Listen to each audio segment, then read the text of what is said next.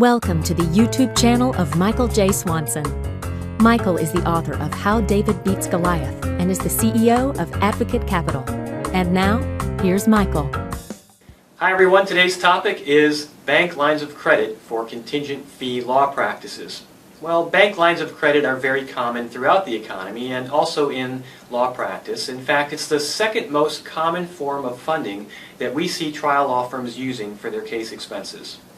Now, bank lines of credit don't vary much from bank to bank. They're all priced about the same, which is normally in the prime -1 to the prime +1 range. And most of them have very similar underwriting standards. So there's not a lot of benefit to shopping from bank to bank. I would say a few things about bank lines of credit when it comes to contingent fee law practices specifically. First, they have a hard time understanding the contingent fee business model. To them it looks very risky. They think, hey, this is a high-risk business model. Of course, those of us who are in the industry understand that there's safety in numbers, and so if a law practice has a large number of cases and a good track record, then that's probably a pretty good indicator of future performance.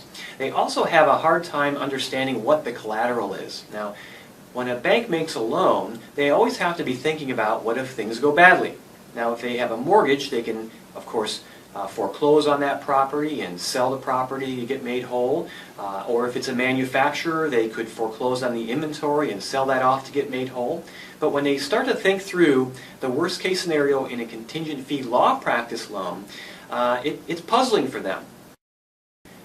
To a certain extent, I understand the concern that a credit officer of a bank would have about a loan to a contingent fee practice that's secured only by accounts receivable, because thinking through to an end game, if they were to have to foreclose on the collateral, if you will, what would they really have? They would have contingent fee agreements between a law firm and their law firm's clients, and a bank really wouldn't know what to do with that in order to get made whole. So it's understandable that they have a hard time extending credit sometimes.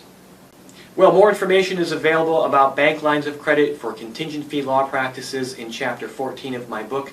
Stay tuned for more updates. Thank you. Thanks for watching. Send your questions or comments to Michael at mike@howdavidbeatsgoliath.com.